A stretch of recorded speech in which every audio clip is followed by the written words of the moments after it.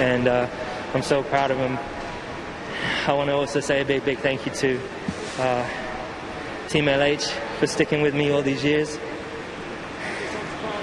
and to my family, you know. We dreamed of this as when we were young, and when I was young, when we were watching the Grand Prix, and this is way beyond our dreams. And I think it's so important for kids out there to hopefully see this and know that don't listen to anybody that tells you you can't achieve something. Dream the impossible and speak it into existence, and you've got to work for it, you've got to chase it, and you've got to never give up and never doubt yourself. You equalled the great Michael Schumacher with 7 world titles.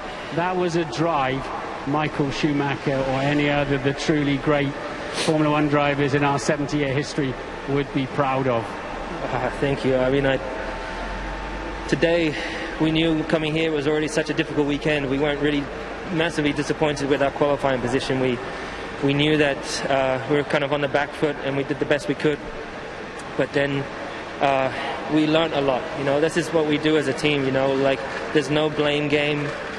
We hash it out. We do hash it out, and we really have to. You know, we continue to try to improve our communication so that we can make moves forwards. And we don't always get everything perfect. But today, I mean, we had that small moment at the beginning of the race with the new tires and then I couldn't get past Seb for a while, and at that point I could see Albon pulling away, and I was thinking, geez, this race is pulling away from me, falling through my fingers. But I just kept my head down, just kept believing that I'd eventually pick up pace of some sort at some stage, and that's what I did. A few laps in, you were over a pit stop behind the leaders. You were kind of nowhere. At which point did you think, I might win this? There was a point, obviously, that Seb was pulling away from me, and I couldn't figure out at the time what it was, so I was checking my temperatures. I didn't know whether it was because my tires were overheating or they were too cold, but they got to a bit of a drier patch. I think I went through the real rough phase of the graining of the tire, and then it started to come back, the grip started to come back, the track was drying in areas, and I was improving my driving lines the whole way through the race. So then I started to pick up pace, and then Seb pitted, and for me I knew that wasn't the right choice personally, so I just decided to stay out. And as the tires got more and more slick, that's exactly what you needed. But fortunately, because that intermediate tire, it holds temperature.